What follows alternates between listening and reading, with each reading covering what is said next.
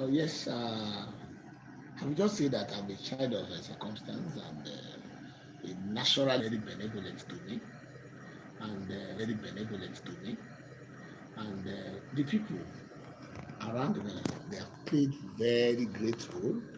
My parents, though very, very average, and they could even hardly afford to pick my education challenges then, yet they struggled to make sure that I went to school. And like Yoruba will say, "Ọwọ́ lọ́wọ́ ẹsẹ̀ ẹlẹ́sẹ̀ lọ́mọ tuntun fi ń gòkè." Meaning that a child that is growing up, we need, while growing up, various kind of people to bring him or her up, laughing her, teaching her how to sit down, teaching her how to walk. So that is the way I just grew up. And then my siblings too have been very great source of inspiration and encouragement to me. And so I would say that I started very early. Why I said I started very early was that because there are so many areas that I just, because of time, that I will not be going into one after the other and in details. But like I said summarily, that the good spirit has broken my kindness for me, and I have to remain humble. And so starting very challenging, but not difficult. Why I would say not difficult is that where there is will, there is a way. Because my average parents had the will to ensure that I get educated and I get up. And then God just provided the way. And like I said, even when I was in school then, from my primary one to university, I never bought a textbook. Because when I knew that my parents were struggling to even pay the little amount that I was supposed to pay in school. So why will I just get home one day and say that I needed the textbooks? So in order not to discourage them, I had to make sure that I did not give them that extra burden. But because God gave me some brain, so those ones who could afford textbooks then will give me their textbook to read, so that I will explain to them later, or I allow them to spy. So let's to God be the glory that I said, like I said. So it prepared me to get to the university, and then getting out of the university, just within 2 years of graduation, I had been very, very lucky to be called upon to politics locally, especially by the young ones. And what made it very easy for me then was that every time that we were on holidays, while I was in the university, when I was at Obafemi Awolowo University, I didn't have any uncle or auntie or brother to go and spend holidays with. I had to remain at home in Elawe Ekiti. So instead of remaining idle, I will organize JAMB and WAEC coaching, JAMB and WAEC coaching classes, and I was doing that pro bono, free of charge. So by the time several students then, pupils of secondary schools, by the time they do their JAMB, their WAEC, and they will come out in flying colors, I started becoming very popular. And so very early in my life, so the youth beckoned to me that you can do politics now. Come and come and try your hand in becoming even a councillor. Then I was subscribing to the leadership, to the political leadership and tutelage of Senator Borno, now late, who was a former minister and the former governor of the Ondo State, and the former minister of Science and Technology during the regime of Alhaji Shehu Shagari, NPN. So I was using him as a role model then, though I was not seriously close to him. I was a distant mentee of the old politician. So, and when they called me that I should come up, so I was supposed to buy form then for 10,000 naira, but I couldn't afford that 10,000 naira. So we contributed all monies and we couldn't make up to 6,500 naira. So, but one thing led to the other. Then the then chairman of the local government, then that is Dr. Fe Arushoge, who is alive, doing very well, and then he was the former House of Representatives member representing my constituency, which I was earlier in the 9th Assembly. So just took me up there. I said, young man, I'm going to buy form for you. And they gave me the 10,000 naira. Unfortunately, the election did not hold. I returned the money. He said he would not take it back from me. So for the first time, I used that money to go and buy a television set and and a video recorder, because I never had any. So I was very happy then. So, but just a few months after it, the military said, yes, they are going to put up under the Zero Party and everything like that. They are going to put up the local government structure, just by play by play. That's how I came back to the town, and then I became chairman of local government at that tender age. I was barely 29 years then. So since then, there has never been a stoppage to my rising up. So that's why I said I give very great glory to my God, to God Almighty, who has made all those things possible. Because if it is by connection, I had zero connection. If it is by money, the money, where will I get it? So if it is by influence, the influence was not there. But when you have divine influence and then that kind of a grace, divine grace, so definitely so many things will happen to you that you will not even be able to explain. So up to this moment, God has never given me any reason to keep struggling, because I don't have to struggle. Why I don't have to struggle is that where I started, God gave it to me. So where I am, God gave it to me. And then because of that, I have decided and made up my mind that I will be good to people. That the only thing I can do is just to make sure that make myself very open, make myself very accessible. Then it is only what I don't have that I will not give. So because I know the meaning of someone lacking. I've lacked before. I know what it means. So if anybody tells me that he has not eaten food since morning, even by 4 p.m., I will know it is true. And I will know it is real. I will know that person is not fasting. I will know it's because he didn't have. Even then, that we could even say maybe the economy was a bit better. Some of us could not even afford to get the luxuries of life. So I was one of them. So, and here I am today. So the personification of that kind of miracle that God always works. Really, it doesn't come always, but I'm one of the happiness, the happenstance, that miraculous happenstance of God. So that's why I said, benevolent spirit has broken my palm cannon for me, and I have to be humble. You have almost answered some of the questions we wanted to ask, but nonetheless, you have told us how you found your inroad into the Nigerian politics. Yeah. But how will you describe the stormy water of the nation's politics? Where the nation's politics is not supposed to be stormy, unless if you want to be, if the players want to be stormy. Like I said, one is that in politics, have intention. Don't have seriously overriding ambition. Know that what you have interest in, several others do have. And then as a politician, I know there is God factor in everything. But when any politician that does not believe in God factor will always be very inordinate. And then if an inordinate person is playing politics, it has to be stormy. So because for me, joining politics, I was not coerced to join politics. I was looking at those people who are successful and who are giving back to their societies. Like I said, I mentioned Dr. Borno, who will always come home. speak our dialect. He was not discriminating them.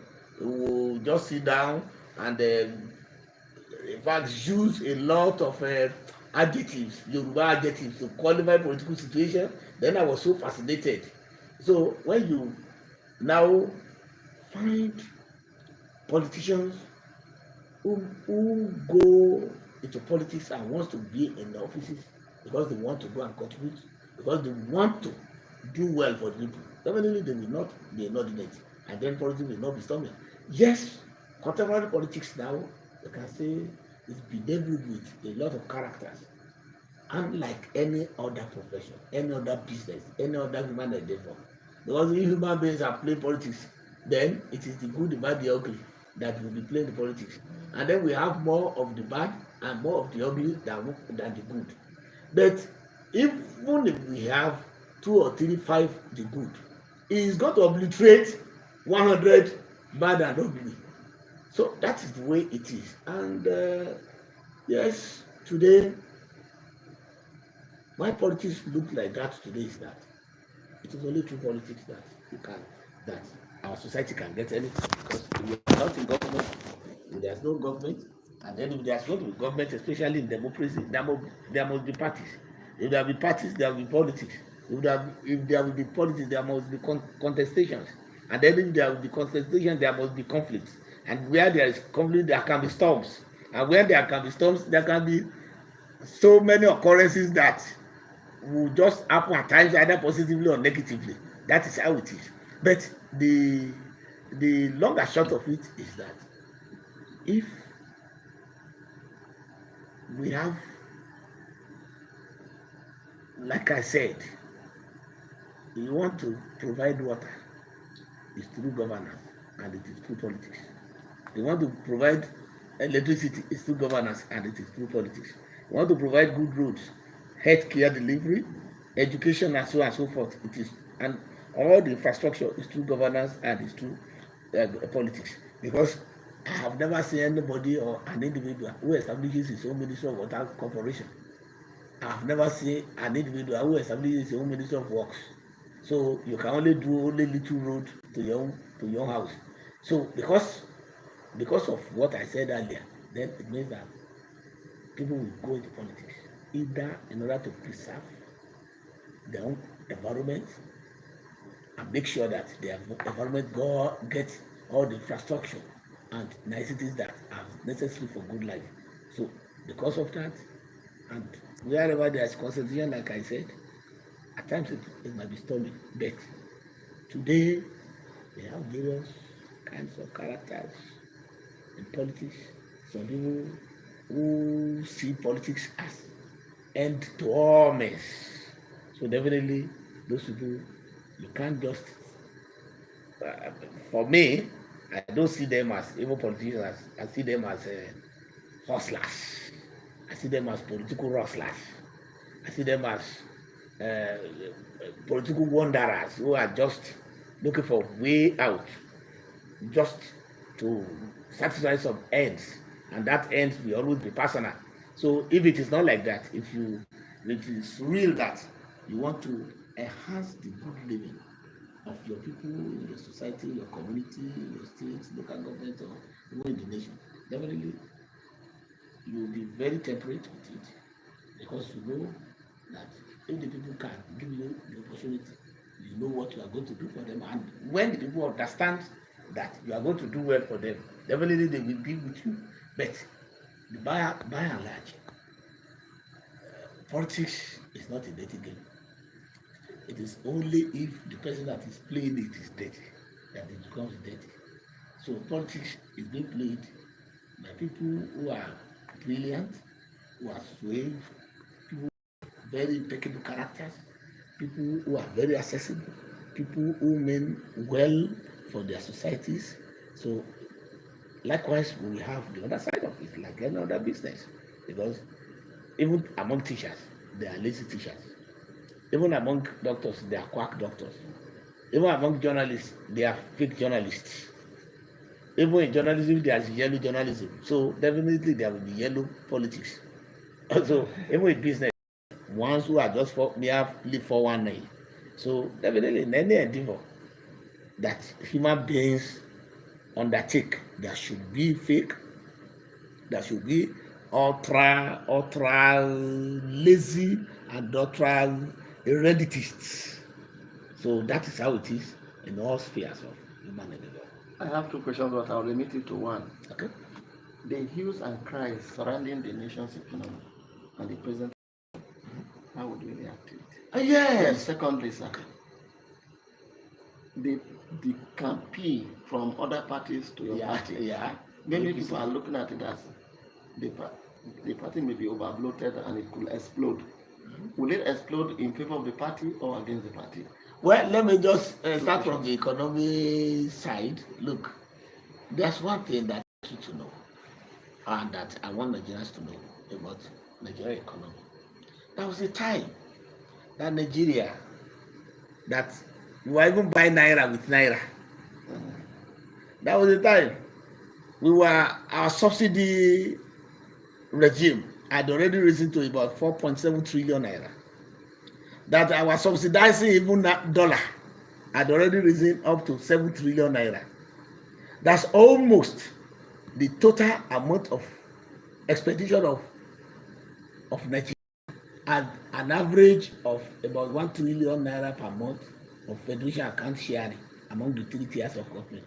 It's about 1 trillion naira.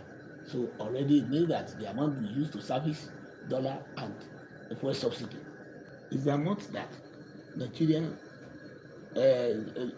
is sharing now among the 3 tiers. And then there was a time within this economy that several months that there won't be any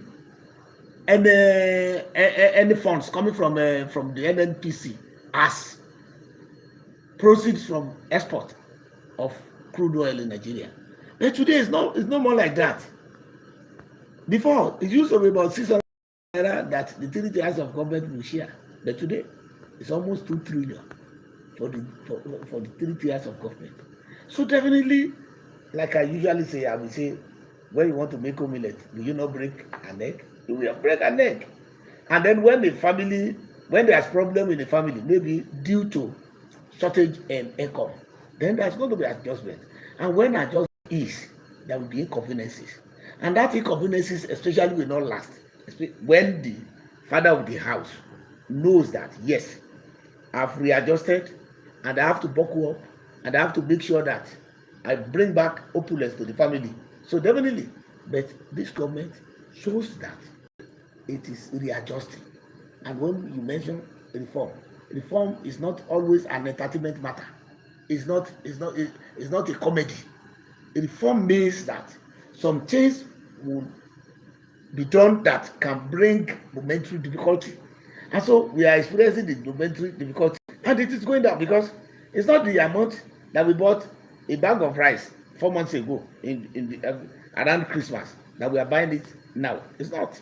And then the inflation that we have been talking about that had already risen up to 35% is now 24.6%, at least currently.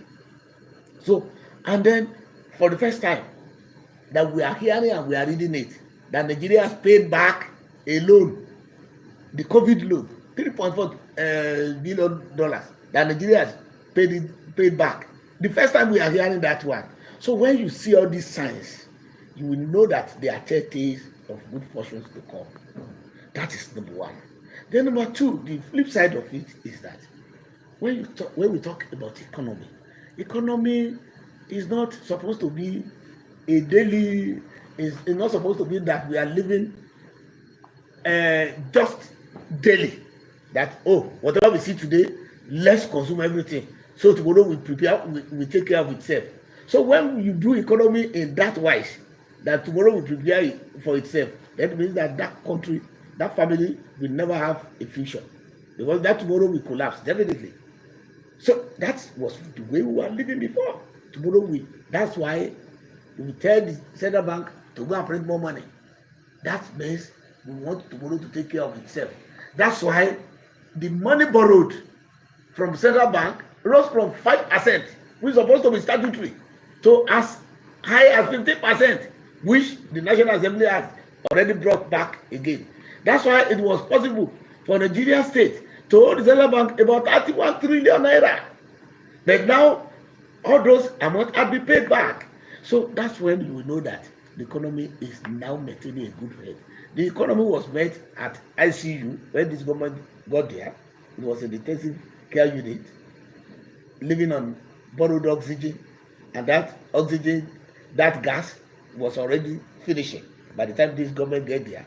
So, and if not for all this kind of rescue mission, then the economy would have been buried by now. And if the economy is buried, it means that Nigeria would have gone into a very serious, irredeemable recession.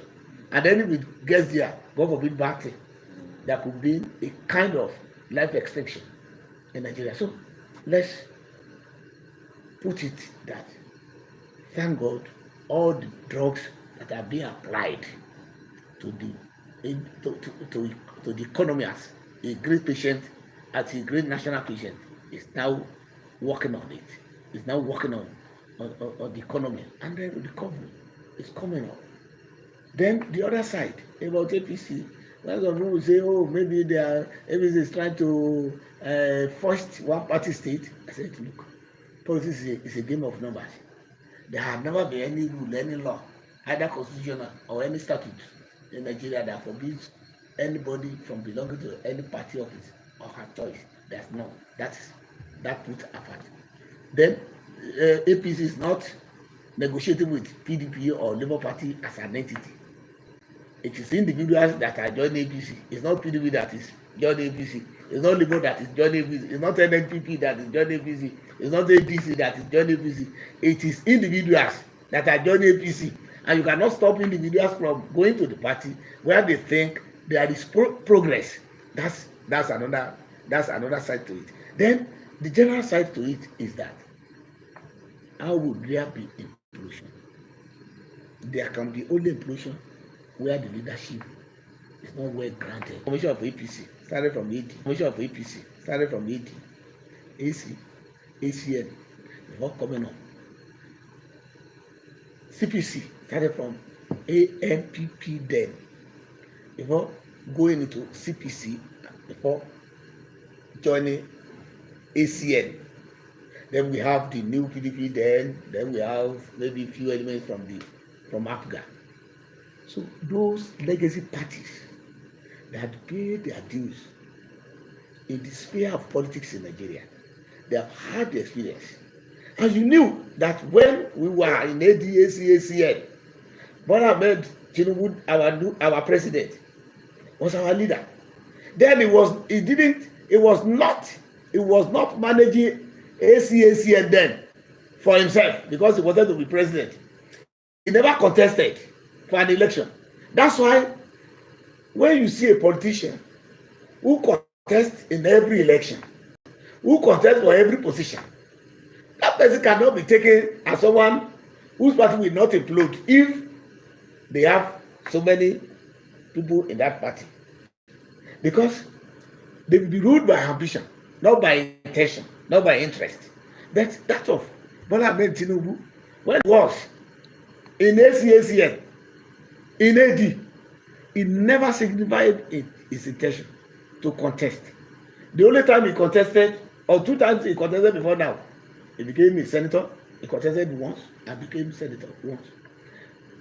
He contested once to be a governor and he won once. He never, yes, it's once because it's a continuity. 2 times, it's continuity.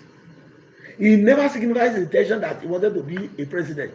It was only the only time that he knew the coast was clear for him to contest that he contested. That in Nigeria you will see some political leaders, can we say they are leaders, or political serial contestants who will be contesting if elections are being held 6 months. They'll be contesting every 6 months. So that's why they cannot engender a kind of organic organization that we can call a political party that can be so cohesive that is not going to be ruled by ambition. Because and the other people in the party know that you have an ambition. Definitely there will be serious irreconcilable contestations. That's why there is always implosion in the other side. But on our own side, like leader, like followers, like Tinubu, like members of APC, if you know not apt for you to contest and win, you don't come out and start buying forms because you want to make up the number. It's not like that in ACN and APC that we are in. It's not like that. So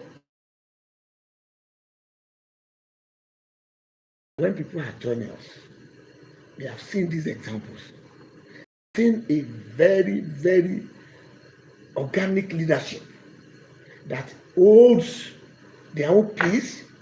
They have seen an organic leadership that will not be contesting when they are not supposed to contest, that will not be printing posters when followers are supposed to be printing posters at the same time. That is why they are now coming into APC, and does not make Nigeria to be a one-party state, because out of about 200 million people in Nigeria, how many of us are politicians that have names in the party registers? They are not up to 10%. So the rest, 90%, you can see another 10% who can go and form another party, or who can get themselves into other parties. And moreover, when people are joining, it doesn't mean that if a senator has joined, then everybody has gone out of that party. It doesn't mean that if a chairman of local government has joined, that is the end of everyone in that constituency. It is interest. And then politics is a game of numbers. Any political party that is formed first of all to play politics and to win elections. When a party is not formed because it wants to win an election and it is not poised to win an election, it becomes a social club. So APC doesn't want to turn themselves into a social club, and we want to win elections. And winning an election, like politics, which is a game of numbers. So we need the numbers so that we will not seriously be sweating before we can win an ordinary councillorship election.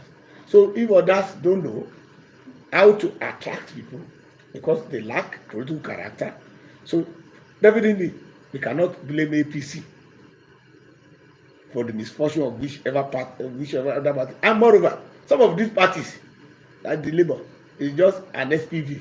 It's a special purpose vehicle for those people who will come there to contest. So in some states where they have a governor before, when they fell out, when those candidates fell out of favor with their original party, they will go and use Labour Party as a special purpose vehicle. The same way their former and last presidential candidate, because he fell out of favor in his own party, he now used Labour Party as an SPV. That's why they are not cohesive, and they can never be cohesive. Should that be our worry in APC? No, it's never cohesive. Look at the accidents of ACN, CPC, ANPP that came together to become APC. They have history. We can trace their history. We can trace their political antecedents. So those ones, they don't have that kind of positive antecedents. So we do not expect anything better than how they are doing now. Thank you, sir. Okay, ọmọbìnrin mo ṣe interview lọ́wọ́ ni.